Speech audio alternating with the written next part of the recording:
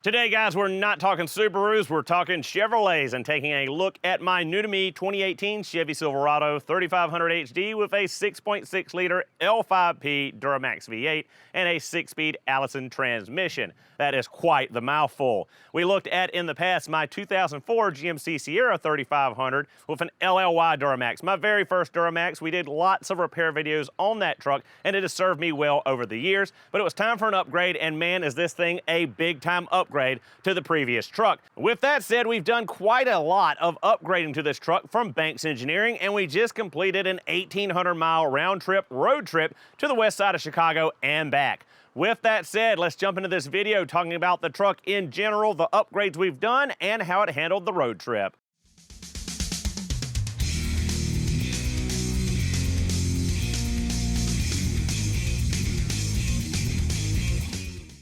So guys, again, this is my brand new baby, a 2018 Chevy Silverado 3500 HD LTZ. This is just one step below the High Country, and I believe the only difference between this truck and the High Country is a little bit of trim work, the brown interior, the white instead of the chrome on the front, and a sunroof, but otherwise, it is the top of the line model, and I think I got a really good deal on it, although when I posted about this truck originally on Instagram and TikTok, a lot of people did not agree with me. So this truck has 181,000 miles, or it did when I purchased it back at the beginning of March, and I paid $34,900 for it, all in, out the door. Now, I think that's a really good price for a truck in this condition, the mileage and the trim level, when other vehicles, other one-ton dually Duramax trucks are selling for $40,000, $50,000, even $60,000 in this age range. Now, this truck does have some dents and dings and some scratches. It isn't a brand new truck,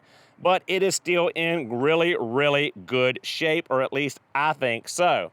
Now, things that I love about the new truck compared to my 04, I love the integrated steps in the back bumper to help you get in and out. This truck does have a gooseneck provision. I don't like this hitch. It is a Curt hitch. I have a B&W flip over hitch in my 2004, and I'm probably gonna remove this and install the same hitch in this truck, just because when I'm hauling sheet goods, when I got OSB, plywood, drywall, anything like that for the home renovations, it's nice to be able to slide it across a nice smooth bed. I don't want all this mess sticking up. I don't want to unbolt it, move it out of the way. With the B&W, I just pull the pin, flip the ball over, and I got a nice flush floor. With that said, though, I love that it's got a sprayed-in bed liner. That's really nice. It does have the wiring provision already for the gooseneck in the bed, so I don't have to run it over the tailgate when I haul my gooseneck trailer. And I love the LED lighting. When you turn on the cargo light in the back of the window here, and it lights up in here. There's LED lights from the factory, from GM, all inside the box. Really convenient to have. Probably do want to get a tonneau cover for this truck, but not sure what I want to do. Probably a soft one that rolls up, just because I do haul the gooseneck quite a bit, and a hard shell would be a pain to deal with. Now, when I bought the truck, there were some things that needed to be done. I did all of the maintenance items. I did an oil and filter change. I did fuel filter change. I did a service for the Allison transmission. All of that stuff you would expect. Brakes were really good. Big problem with the thing was that there were 6 mismatched tires on this truck, and the spare under the bed was on the right front. So I promptly went to Discount Tire and bought a set of brand new tires. And those keen-eyed viewers know that I love Michelin tires and I love Michelin Defenders, and that's usually what I run on my trucks. That's what's on my 2004 dually right now. But since this is now a 4x4, which was a big-time want in upgrading my farm truck, I have gotten my 04 stuck a few times. So having four-wheel drive in the new truck was a must-have. So I went with something a little more aggressive, and we went to a Nitto Recon Grappler, and it is a phenomenal tire. It's really aggressive looking. I haven't really taken it off-road yet to see what the traction's like, but it is quiet as can be and very comfortable on the highway. Again, we just completed that 1,800-mile round trip, and they were great. Didn't have a lot of road noise, didn't have a lot of rough riding or any kind of issues like that. Really love these tires. I was a big Nitto tire guy back when I was running Camaros and Trans Ams and Corvettes. I always ran Nitto tires on those. Once I got into Subarus, I switched over to Michelins, and I've been with Michelin for a long time and used them on almost all my vehicles. One other upgrade I have purchased and not installed yet is a set of airbags from Airlift for this truck. I have Airlift suspension or bags on the back of my 04 that are great for towing, getting that squat out, and haven't installed it just yet. This is a new system. It's the Bluetooth system or the wireless system where you don't have to run the lines and the physical gauge and switch inside the truck. You just have the compressor and the bags back here, and you get a remote with a display, and you can air up and air down from the cab. Another big reason for upgrading this truck. It is really dirty right now, guys. Apologize for that. Again, I just got in from the trip going to and from Chicago, and I have not had a chance to wash this thing yet. Another big want was a full crew cab, full four-door truck. I did not have enough room in my 2004 extended cab. So, again, guys, tell me if I'm wrong in the comments. I don't know, but in my area, under $35,000 for a 2018 fully loaded truck like this, I think is a really good deal. I've been told I'm an idiot and I got screwed on the truck for buying it with 181,000 miles on it, but I don't think 181,000 miles is a lot of miles on a truck like this, especially if you saw underneath it like I have. It is clean as a whistle. This is a Southern truck. There is absolutely no rust underneath. Everything looks like brand new as far as the suspension, the braking components, the hard lines for the brake lines, the prop shaft or the drive shaft. All of that stuff is immaculate. There's no issues whatsoever underneath. I went and upgraded, got the GM all-weather floor mats because there were no floor mats in the truck. Just little knick-knack stuff like that. Yes, it's black interior. Yes, I live in the South. Yes, it's hot, but I, for the first time in my life, have a vehicle that has air-conditioned seats, and my goodness, it is a game changer. Changed my whole life. I had the air-conditioned seats on basically the whole road trip, and man, were they great. Well, until I got to Chicago and found out it's still wintertime up there, it got down to 30 degrees. I left on Friday, it was 83 degrees in South Carolina, and by Saturday night, it was 30 degrees in Chicago. It was a rude awakening, like I traveled back in time one season. But I really like the truck. It's got lots of room. The center console is a huge upgrade over the 2004, the GMT 800 chassis that I had before. I usually keep my Milwaukee top up in here. Super huge, spacious, lots of room in here. Really like it. Like the wireless phone charger integrated up here, although my phone is in an OtterBox and doesn't work. It does charge my girlfriend's phone. It works well for hers. Lots of storage space. Lots of adaptivity. My girlfriend is remote, and she worked on Friday and Monday while I drove, and she plugged her laptop up, charged it down the road. Was really great for road tripping in that regard. We got 2 power outlets here, and then we got 2 USBs over here, and then we also have 2 USBs under our flip right here. So, and another power outlet. So, really, really convenient. Love the truck. Love everything about it.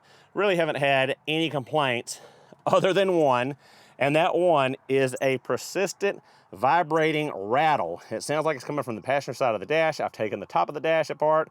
I've taken the glove boxes out, everything, and I cannot seem to locate this rattling, vibrating sound in the dashboard, and it's absolutely driving me bonkers. So any of you out there, any GM techs that might watch me, if you know of between 14 and 19 body style trucks, a common issue for a rattling, vibrating sound from the passenger side, please let me know in the comments, because I have been pulling my hair out since I bought this truck on the 1st of March to get that sorted out. So really quickly, we'll swing over here and look at the Banks iDash. This thing is amazing. We'll do a little bit more deep dive into it a little bit later.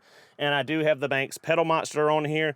I did buy their full L5P bundle. That included the Pedal Monster, the iDash, the mount for it, the intake, the boost tubes, the Monster exhaust, the rear diff cover, which I have not installed yet. I did want to do that. I just ran out of time before the road trip, so we will be doing an install on that rear diff cover, servicing the rear differential, gear oil, servicing the front differential, because I haven't done that yet, and servicing the transfer case. That's the last 3 services I have not performed on this truck since purchasing it. So now for all those fun Banks goodies. You guys are probably thinking, what in the world, Mr. Subaru? You never modify your Subarus, but you're modifying your Duramax diesel, and that's absolutely a yes, because I modified my LLY, and I'm gonna modify the L5P. The Duramax diesel is a hell of a lot stronger engine than any of the Subaru engines. That's just a fact. And me as a Subaru guy am not afraid to admit that a big block diesel V8 will respond to modification a lot easier than a Subaru Boxer engine in stock form. Now, I didn't go anything crazy here. We didn't go and delete it. It's still 100% legal. I know that's a touchy issue of a lot of people. If it wasn't illegal to do, I would have straight piped this thing and ran it 5 inches straight out of the turbo like my LLY. But this truck does have a DPF, and it does have DEF fluid. As you see from a spill at Buc-ee's in Kentucky, I had a big mess under here, and I still need to clean that up. We have EGR. We have everything on here. The Banks goes on, gives you more power, more reliability. It controls the amount of time you need to regen. It controls the soot load, all that stuff. It actually makes the system run better when you have it all in conjunction together. You get more power and you get more reliability out of having all of the emissions crap on your truck. So we did the upgraded boost tubes, as I said, as you see here. These were a little bit of a pain to install, and probably the most aggravating part of the whole install was fishing these giant boost tubes in here compared to the shrimpy little factory tubes that they replaced. We've got the Derringer tuner back here with the harness. Very small integration. You only have to pigtail tap into the map sensor, and I think it's fuel rail pressure sensor. I can't remember exactly what it was. We did the map sensor relocation here to get it out of the line of soot. There was a ton of soot buildup on my map sensor when I pulled it out. I cleaned that all off, put the relocation in it. So now we are out of the flow of that soot where it goes through, and hopefully it will not gum up as quickly as it did in stock format. We got the big, massive Banks ram air intake on here with their air box, and this is all functional. It actually hooks up to the factory hood scoop on this truck, which is right here. This is a real functioning hood scoop. Rams that air on around and dumps it right here into the box. We've got the pre-filter on here just because I have dirt roads on the farm and don't want to have to be constantly cleaning this filter. So we've got the pre-filter on there, and this filter is massive. I have a picture of it somewhere I'll try to put on screen, but it makes the factory filter and air box look like a little tiny shrimp. So Banks ram air intake. We did the boost tubes. We did the Derringer. We did the Pedal Monster, the iDash. And then we have this little piece of powder-coated red sticking out right here. And this is the brand new Banks Monster Ram for the L5P Duramax. You really can't see it too well here. It is buried under AC lines and under the Y bridge, but it's an intake or turbo inlet from the turbo to the air intake, and it does increase your flow and give you a little bit more responsiveness and a little bit more power over the factory piece. We'll put a picture in now of the factory piece and the Banks piece, and you can see a top and bottom comparison of the two. Install was pretty simple, although you do have to remove the AC compressor. It's a pain in the butt to do it the way that Banks wants you to do it, but they want you to do it that way so you don't have to discharge the AC system. It is much easier and faster for me, someone that has an AC recovery machine, to pull this charge out of the system, disconnect the lines right here on top of the compressor, swing them out of the way, and then take an impact and take the 4 bolts out of the compressor and pull it out of the way. The Banks way to do it without an AC recovery machine is to loosen that bolt about 0.5 millimeter a turn with a wrench, and you'll be cussing and cramping in your fingers and wanting to pull your hair out by the time you get this bolt in and out without running it into that AC line, and it's just a pain. So the easy way, and the way GM does it, is to discharge the AC system, take that bolt loose, pull these 2 lines up, and then just take your impact and knock the 4 compressor bolts off and pull it out of the way. Much easier. But again, if you don't have an AC recovery machine, you got to do what you got to do. So you got to do it that way. So that is all of the upgrades, aside from one I totally forgot about was the 5-inch Monster exhaust. Now, a lot of people think that this is a stupid modification to put a 5-inch pipe from the back of the DPF, the diesel particulate filter, back to the tailpipe. You're not picking up any flow. It's not making things any better because you still got that big old DPF there clogging up your exhaust flow, right? Well, no, having this actually does increase your flow. It does have some benefits. If you tow a lot, if you have a trailer, the factory exhaust comes out at roughly a 45 like this. And if you were doing a passive regen down the highway, those super high temperatures from the exhaust can actually damage or melt your trailer. There's been pictures of people that have aluminum trailers where it has done so. So this kicks your exhaust out more at a 90 degree to the side of the truck. Actually, it is like 90 degrees. So that hot exhaust flows out and then around instead of straight back into your trailer. And it also increases the flow. So unfortunately, you're not getting the big turbo sound and you're not getting a loud exhaust with this. You're getting performance, but you're not adding a ton of sound. Some people love it, some people hate it. So let's jump in the truck now and talk about a couple of things. As you see now, we have 183,644 miles.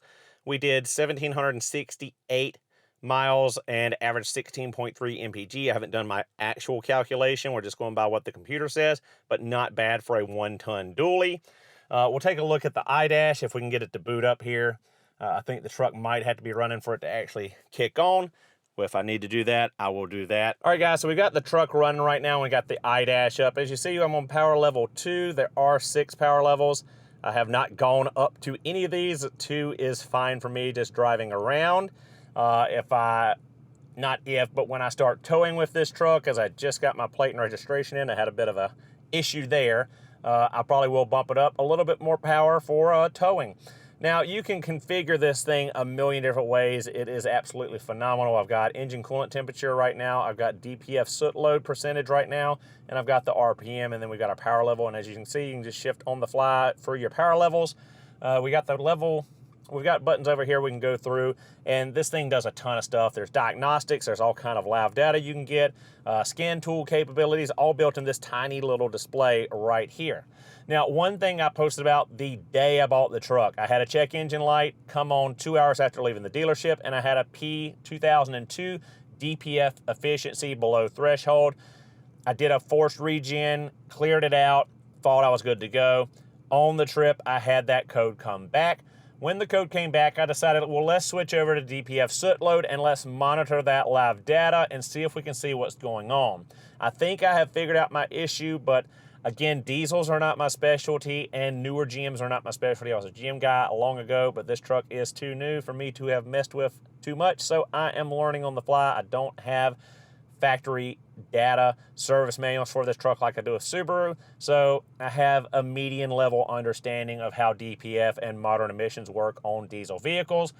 But in watching the DPF soot load, I noticed through Indianapolis, Indiana, there was an issue. I had done a driving regen or a passive regen, and I'd knocked down my soot load to 0, finished the regen. That was on the way up the road trip.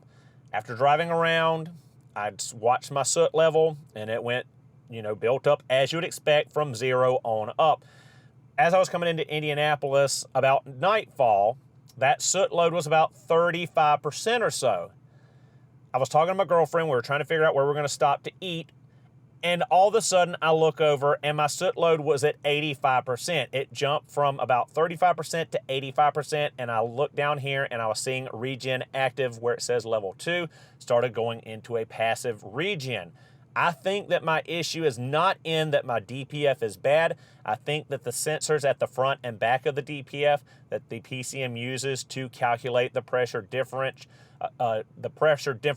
across the DPF to calculate the load of soot in there, how much soot is plugging it up. I think those sensors have actually gone bad, or there's an issue with the wiring, because I don't know how else to account for the fact that it would jump from a 35% to an 85% soot load in the matter of a few seconds, other than a glitch. So either those sensors aren't reading correctly, or they're sooted up or something's going on. But hopefully I don't have to put a $1,400 DPF on this truck to finish this one drivability concern. Hopefully I can just go through and replace those sensors at the front of and tail end of the DPF. So guys, right now the code is not active, but I could show you this really quickly. There's tons of things in here: gauge selection, diagnostics, alerts, settings. You can control the pedal monster through this. You can control the Derringer tuner through this. All kinds of different layout for gauges. You can change the colors, all kinds of customization here. So we'll go through, and this is what I was doing while I was traveling. Now I always bring a jump box, a Milwaukee tire inflator, and a Topdon scan tool with me whenever I go on the road. I always want to be able to scan a vehicle, air up a tire, or jump start a dead battery. That's the three minimum things I want to take with me on a road trip. Well, the cool thing with this is I didn't have to necessarily stop. I was at a red light, pulled up, checked vehicle codes, hit BAM, and it pulled up and showed me that I just had that P2002 for DPF efficiency come up. It wasn't anything serious or crazy, so I was able to breathe a sigh of relief and continue on the road trip without having to worry. Now, we've got a pending code again for that P2002. It hasn't hit yet, but it is pending once again. And right here, we can do a mobile regen enable. So if you're going down the road and you don't like that you're at 40-50% soot load and you haven't automatically gone into a regen, you hit that and you'll regen back down to 0 soot load. You can command a stationary regen.